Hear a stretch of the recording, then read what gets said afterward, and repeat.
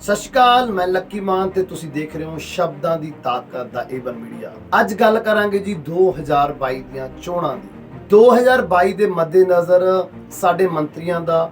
ਸਾਡੇ ਐਮਐਲਏ ਦਾ ਤੇ ਸਾਡੇ ਪੁਰਾਣੇ ਲੀਡਰਾਂ ਦਾ ਲੋਕਾਂ ਦੇ ਵਿੱਚ ਫਿਰ ਤੋਂ ਵਿਚਰਨ ਦਾ ਜੋ ਅੰਦਾਜ਼ ਹੋਏਗਾ, ਆਪਾਂ ਜੋ ਉਹਨਾਂ ਦੀ ਗੱਲ ਕਰਾਂਗੇ। ਕਿਉਂਕਿ 4.5 ਸਾਲ ਤਕਰੀਬਨ ਇਸ ਸਰਕਾਰ ਦੇ ਟਰਨ ਖਤਮ ਹੋ ਚੁੱਕੀ ਹੈ।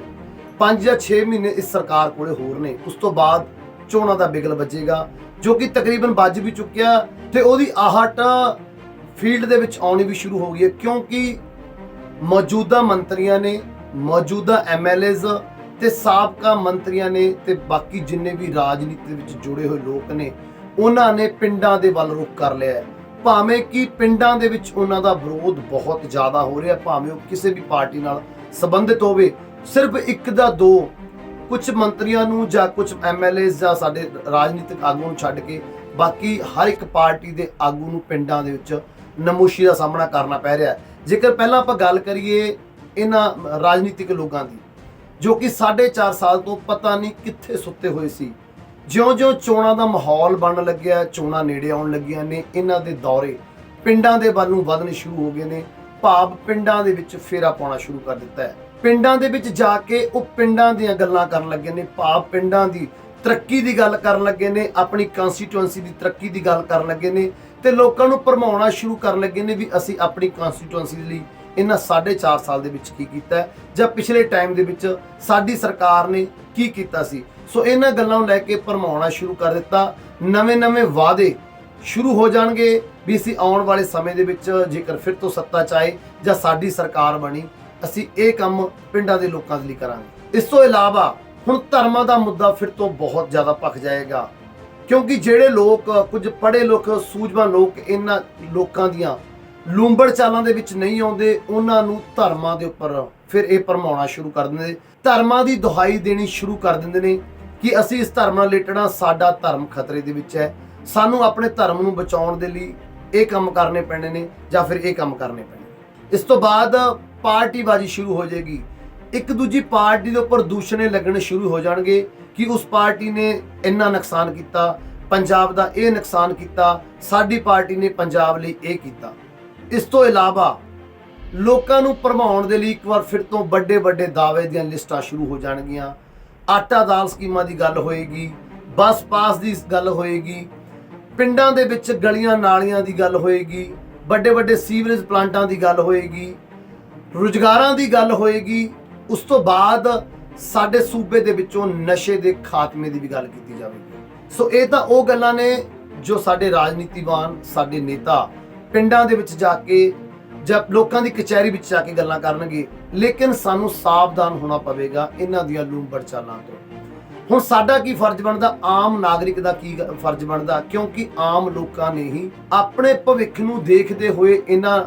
ਲੀਡਰਾਂ ਦੀ ਚੋਣ ਕਰਨੀ ਹੋਵੇਗੀ, ਆਉਣ ਵਾਲੀ ਸਰਕਾਰ ਦੀ ਚੋਣ ਕਰਨੀ ਹੋਵੇਗੀ। ਸੋ ਸਾਡੇ ਕੀ ਫਰਜ਼ ਨੇ, ਆਪਾਂ ਉਹਨਾਂ ਬਾਰੇ ਗੱਲ ਕਰਦੇ ਹਾਂ। ਸਭ ਤੋਂ ਪਹਿਲਾਂ ਸਾਡਾ ਮੁੱਢਲਾ ਜੋ ਫਰਜ਼ ਬਣਦਾ ਉਹ ਇਹ ਹੈ ਕਿ ਅਸੀਂ ਆਪਣੇ ਇਲਾਕੇ ਦੇ ਐਮਐਲਏ, ਚਾਹੇ ਉਹ ਮੌਜੂਦਾ ਸਰਕਾਰ ਦੇ ਵਿੱਚ ਆ ਜਾਂ ਆਪੋਜੀਸ਼ਨ ਦੇ ਵਿੱਚ ਆ, ਉਹਨਾਂ ਦੀ ਕਾਰਗੁਜ਼ਾਰੀ ਨੂੰ ਦੇਖੀਏ ਕਿ ਉਹਨਾਂ ਨੇ ਇਹ 4.5 ਸਾਲ ਆਪਣੀ ਕੰਸਟੀਟੂਐਂਸੀ ਦੇ ਲਈ ਕੀ ਕੀਤਾ, ਸਾਡੀਆਂ ਬੁਨਿਆਦੀ ਲੋੜਾਂ ਦੇ ਲਈ ਕੀਤਾ ਤੇ ਸਾਡੇ ਇਲਾਕੇ ਦੀਆਂ ਜਿਹੜੀਆਂ ਮੁਸ਼ਕਲਾਂ ਸੀ, ਜੋ ਪ੍ਰੋਬਲਮ ਸੀ, ਉਹਨਾਂ ਨੂੰ ਹੱਲ ਕਰਨ ਦੇ ਲਈ ਉਹ ਕਿੰਨਾ ਹੰਭਲਾ ਉਹਨਾਂ ਦੁਆਰਾ ਮਾਰਿਆ ਗਿਆ। ਦੂਸਰਾ, ਇਹਨਾਂ 4.5 ਸਾਲ ਦੇ ਵਿੱਚ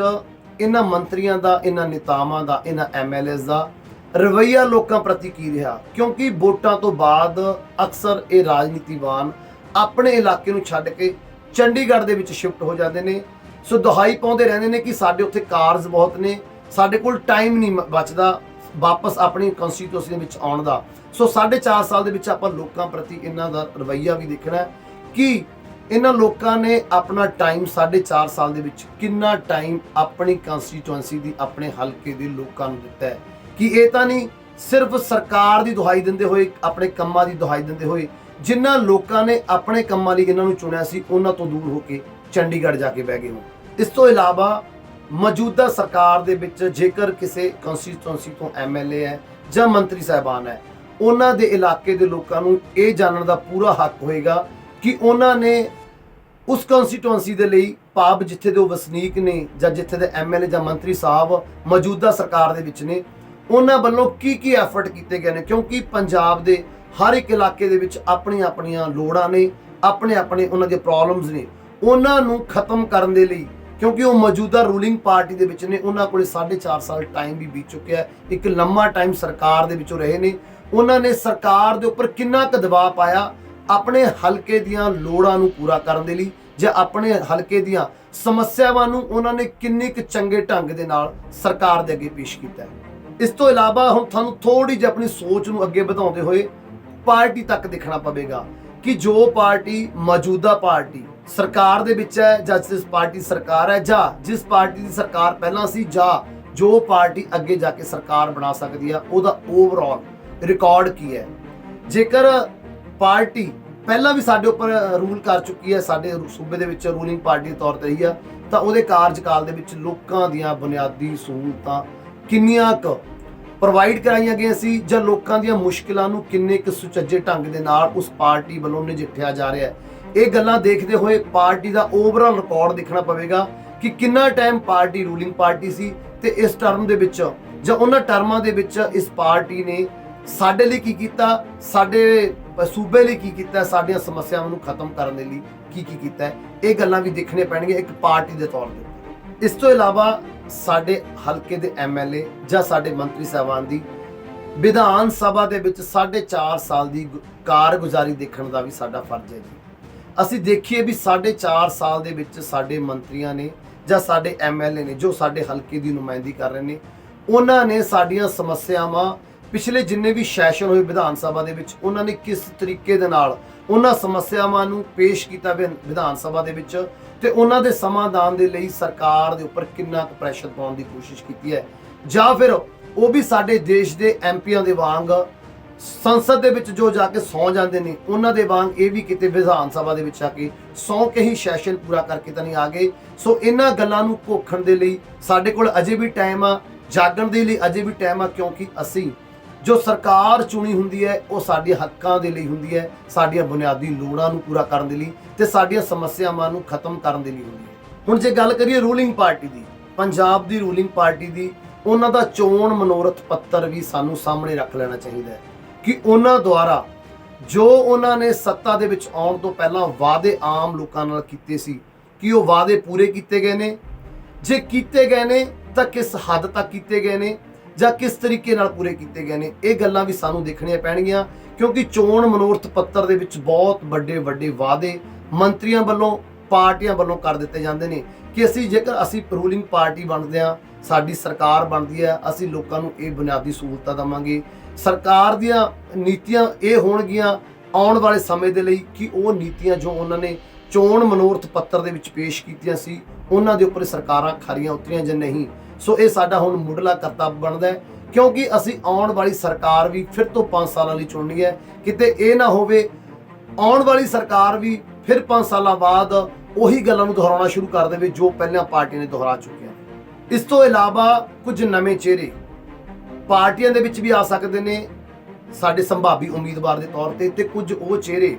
ਜਿਹੜੇ ਵਿਧਾਨ ਸਭਾ ਦੀ ਇਲੈਕਸ਼ਨ ਦੇ ਵਿੱਚ ਨਵੇਂ ਉਤਰਨਗੇ, ਕੁਝ ਆਜ਼ਾਦ ਉਮੀਦਵਾਰ ਵੀ ਹੋ ਸਕਦੇ ਨੇ। ਸੋ ਜੋ ਨਵੇਂ ਚਿਹਰੇ ਚਾਹੇ ਉਹ ਰਾਜਨੀਤਿਕ ਪਾਰਟੀਆਂ ਵੱਲੋਂ ਸਾਡੇ ਇਲਾਕੇ 'ਚ ਉਤਾਰੇ ਜਾਣ, ਚਾਹੇ ਉਹ ਆਜ਼ਾਦ ਉਮੀਦਵਾਰ ਦੇ ਤੌਰ ਤੇ ਸਾਡੇ ਇਲਾਕੇ ਦੇ ਵਿੱਚ ਆਉਣ, ਸਾਡਾ ਇਹ ਮੁੱਢਲਾ ਫਰਜ਼ ਬਣਦਾ ਹੈ ਕਿ ਅਸੀਂ ਉਹਨਾਂ ਬਾਰੇ ਪੂਰੀ ਜਾਣਕਾਰੀ ਪਹਿਲਾਂ ਤੋਂ ਪ੍ਰਾਪਤ ਕਰ ਲਈਏ ਕਿ ਉਹਨਾਂ ਦਾ ਸਮਾਜ ਦੇ ਵਿੱਚ ਵਿਚਰਨ ਦਾ ਤਰੀਕਾ ਕੀ ਹੈ, ਉਹ ਆਪਣੇ ਆਲੇ ਦੁਆਲੇ ਦੇ ਵਿੱਚ ਆਪਣੇ ਲੋਕਾਂ ਦੇ ਨਾਲ ਉਹਨਾਂ ਦੀ ਸਾਂਝ ਕਿਸ ਤਰ੍ਹਾਂ ਦੀ ਹੈ, ਉਹ ਕਿੰਨੇ ਕੁ ਗੰਭੀਰ ਨੇ ਸਾਡੇ ਇਹਨਾਂ ਮੁੱਦਿਆਂ ਦੇ ਲਈ, ਜਾਂ ਉਹਨਾਂ ਨੇ ਪਹਿਲਾਂ ਇਲੈਕਸ਼ਨ ਲੜਨ ਤੋਂ ਪਹਿਲਾਂ ਕਦੇ ਇਹਨਾਂ ਮੁੱਦਿਆਂ ਦੀ ਗੱਲ ਕੀਤੀ ਹੈ, ਜਾਂ ਸਰਕਾਰੇ ਦੁਆਰੇ ਲੋਕਾਂ ਦੇ ਨਾਲ ਇਕੱਠੇ ਹੋ ਕੇ ਸਰਕਾਰ ਦੇ ਉੱਪਰ ਇੱਕ ਪ੍ਰੈਸ਼ਰ ਪਾਉਣ ਦੀ ਕੋਸ਼ਿਸ਼ ਕੀਤੀ ਹੈ ਵੀ ਇਹਨਾਂ ਮੁੱਢਲੀਆਂ ਸਾਡੇ ਸਹੂਲਤਾਂ ਨੇ ਉਹਨਾਂ ਨੂੰ ਬਹਾਲ ਕੀਤਾ ਜਾਵੇ, ਜਾਂ ਇਹਨਾਂ ਜੋ ਸੁਧਾਰ ਦੀ ਗੁੰਜਾਇਸ਼ ਆ ਉਹਨਾਂ ਨੂੰ ਸੁਧਾਰ ਕਰਕੇ ਇਹਨਾਂ ਲੋੜਾਂ ਨੂੰ ਲੋਕਾਂ ਤੱਕ ਪ੍ਰੋਵਾਈਡ ਕਰਾਇਆ ਜਾਵੇ। ਇਸ ਤੋਂ ਇਲਾਵਾ ਇੱਕ ਸਭ ਤੋਂ ਵੱਡਾ ਮੁੱਦਾ ਜਾਣੀ ਕਿ ਕਿਸਾਨੀ ਦਾ ਮੁੱਦਾ, ਜੋ ਕਿ 9 ਮਹੀਨਿਆਂ ਤੋਂ ਤਕਰੀਬਨ ਕੇਂਦਰ ਸਰਕਾਰ ਦੇ ਵਿਰੁੱਧ ਪ੍ਰੋਟੈਸਟ ਹੋ ਰਿਹਾ ਸਾਡੇ ਕਿਸਾਨਾਂ ਦਾ, ਸਾਡੇ ਸੂਬੇ ਦੇ ਕਿਸਾਨਾਂ ਦਾ, ਪੰਜਾਬ ਦੇ ਕਿਸਾਨਾਂ ਦਾ, ਕਿਉਂਕਿ ਸਾਡਾ ਪੰਜਾਬ ਸੂਬਾ ਖੇਤੀ ਪ੍ਰਧਾਨ ਸੂਬਾ ਹੈ ਤੇ ਖੇਤੀ ਦੇ ਉੱਪਰ ਸਾਡੀ ਅਰਥ ਵਿਵਸਥਾ ਟਿਕੀ ਹੋਈ ਹੈ। ਸਾਡੀ ਅਰਥ ਵਿਵਸਥਾ ਨੂੰ ਚਲਾਉਣ ਵਾਲੇ, ਸਾਡੇ ਲੋਕਾਂ ਦਾ ਪੇਟ ਭਰਨ ਵਾਲੇ, ਸਾਡੇ ਅੰਨਦਾਤਾ ਜੋ ਕਿਸਾਨ 9 ਮਹੀਨਿਆਂ ਤੋਂ ਦਿੱਲੀ ਦੀਆਂ ਸਰਹੱਦਾਂ ਦੇ ਉੱਪਰ ਬੈਠੇ ਨੇ, ਗਰਮੀਆਂ ਸਰਦੀਆਂ ਚੱਲ ਰਹੇ ਨੇ, ਉਹਨਾਂ ਪ੍ਰਤੀ ਸਾਡੇ ਇਹਨਾਂ ਨੇਤਾਵਾਂ ਦਾ, ਸਾਡੇ ਇਹਨਾਂ ਨਵੇਂ ਆਉਣ ਵਾਲੇ ਮੰਤਰੀਆਂ ਦਾ, ਜਾਂ ਜੋ ਸਾਡੇ ਮੌਜੂਦਾ ਮੰਤਰੀ ਐਮਐਲਏ, ਉਹਨਾਂ ਦਾ ਰੁਝਾਨ ਕਿਸ ਤਰ੍ਹਾਂ ਰਿਹਾਗਾ ਕਿਸਾਨੀ ਅੰਦੋਲਨ ਦੇ ਲਈ। ਉਹਨਾਂ ਨੇ ਸਰਕਾਰੀ ਤੌਰ ਤੇ, ਉਹ ਨੇਤਾ ਜਾਂ ਐਮਐਲਏ ਜੋ ਇਸ ਸਮੇਂ ਮੌਜੂਦਾ ਸਰਕਾਰ ਦੇ ਵਿੱਚ ਨੇ, ਉਹਨਾਂ ਨੇ ਸਰਕਾਰੀ ਤੌਰ ਤੇ ਆਪਣੇ ਨਿੱਜੀ ਤੌਰ ਤੇ ਇਹਨਾਂ ਕਿਸਾਨਾਂ ਲਈ ਕੀ ਕੀਤਾ ਹੈ। ਇਹਨਾਂ ਸਰਕਾਰ ਦੇ ਵਿੱਚ ਰਹਿੰਦੇ ਹੋਏ ਸਰਕਾਰੀ ਤੌਰ ਤੇ ਕਿਸਾਨਾਂ ਦੀ ਕਿੰਨੀ ਮਦਦ ਕੀਤੀ ਗਈ ਹੈ, ਜਾਂ ਫਿਰ ਸਾਬਕਾ ਐਮਐਲਏ, ਸਾਬਕਾ ਮੰਤਰੀਆਂ ਦੇ ਵੱਲੋਂ ਨਿੱਜੀ ਤੌਰ ਦੇ ਉੱਪਰ ਇਹਨਾਂ ਕਿਸਾਨਾਂ ਦੇ ਹੱਕ ਵਿੱਚ ਕੀ ਕਾਰਜ ਕੀਤੇ ਗਏ ਨੇ। ਸਾਨੂੰ ਇਹ ਗੱਲਾਂ ਵੀ ਸਾਰੀਆਂ ਜਾਂਚ ਲੈਣੀ ਚਾਹੀਦੀਆਂ, ਕਿਉਂਕਿ ਆਉਣ ਵਾਲੀ ਸਰਕਾਰ ਜੋ ਅਸੀਂ 2022 ਦੇ ਵਿੱਚ ਚੁਣਨੀ ਹੈ, ਅਸੀਂ 5 ਸਾਲ ਦੇ ਲਈ ਚੁਣਨੀ ਹੈ। ਸੋ ਸਾਡਾ ਇਹ ਇਕਲਾਕੀ ਹੱਕ ਵੀ ਬਣਦਾ ਹੈ ਕਿ ਅਸੀਂ ਆਪਣੇ ਨੇਤਾਵਾਂ ਦੀਆਂ ਪ੍ਰਾਪਤੀਆਂ ਨੂੰ ਗਿਣੀਏ,